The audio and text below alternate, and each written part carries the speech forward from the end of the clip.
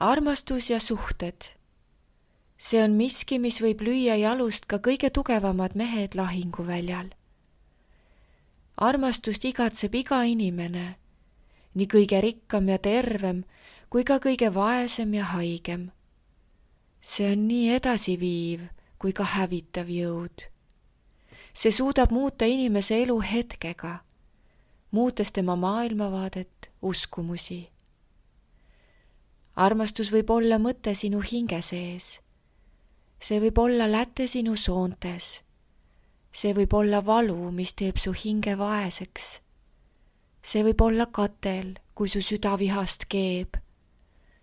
Samas pole olemas ilusamat valu, mis su elus olla võib. Väga paljud inimesed ei saa alati selle tundega hakkama. Nad ei tea, mis on õige ja mis on vale.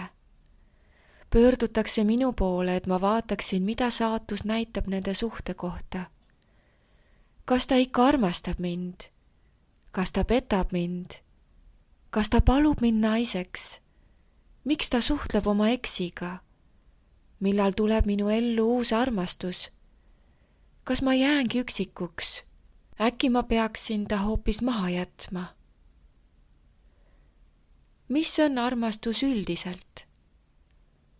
Armastus ei ole ootus, et teine inimene sind pidevalt armastusega täidaks.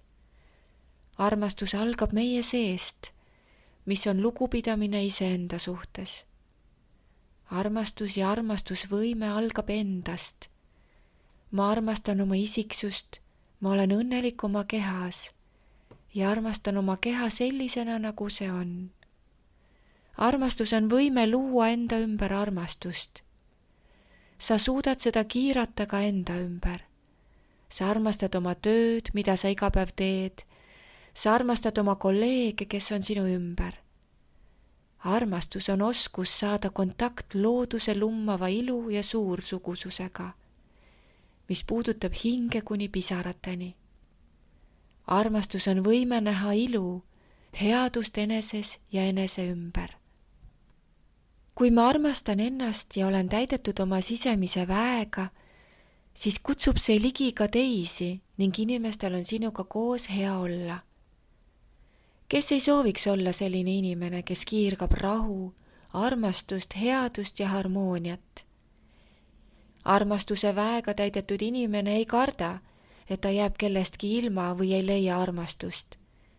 Ta lihtsalt tõmbab armastust ligi, kuna ta on ise sellega täidetud.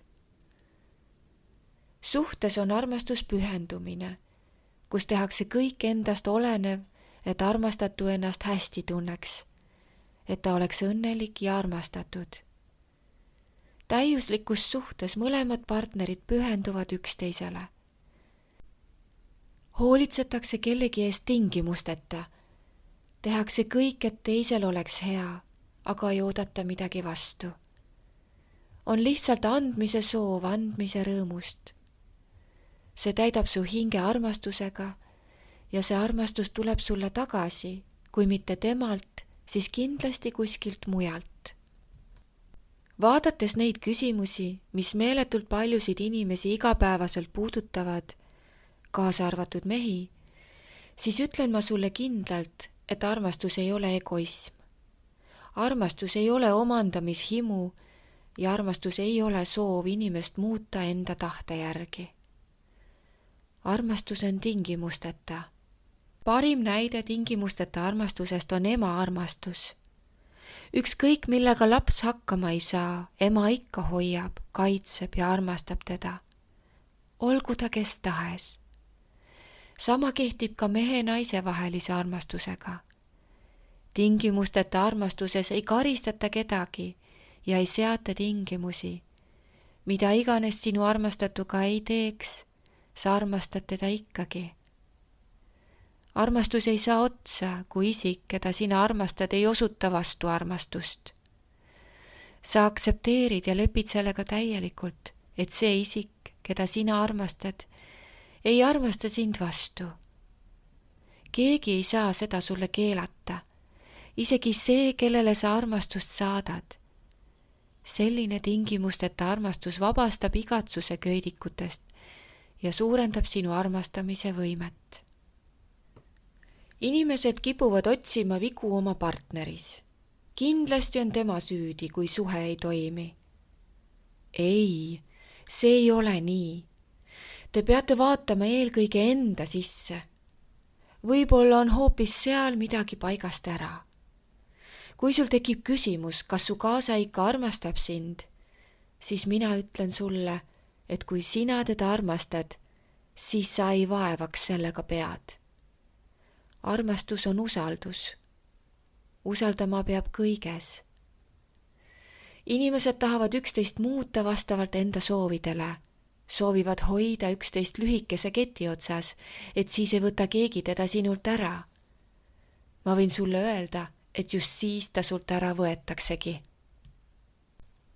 Armastus ei sea reegleid ja piiranguid ning ei karda vastaseid. Armastatu on alati parem olla kui omandatud. Sa pead inimest võtma sellisena, nagu ta on. Sa pead aktsepteerima tema otsuseid ja soove sellistena, nagu need tal on, sest sina ise valisid ta omale sellisena, nagu ta on. Kui ta sulle üldse ei sobi, siis võib-olla ei olegi tema just see õige sinu jaoks ja äkki sa ei armastagi teda. Kui sa aga väidad, et sa teda meeletult armastad ja ei suuda ilma temata elada, siis sa ka armasta teda sellisena, nagu ta on ja tee seda ilma piiranguteta. Ära omanda teda. Iga köidik tekitab kimbatust ja probleeme. Kui sina neid ahelaid ei ehita, siis ei teki ka neid eelnevalt välja toodud küsimusi ja probleeme.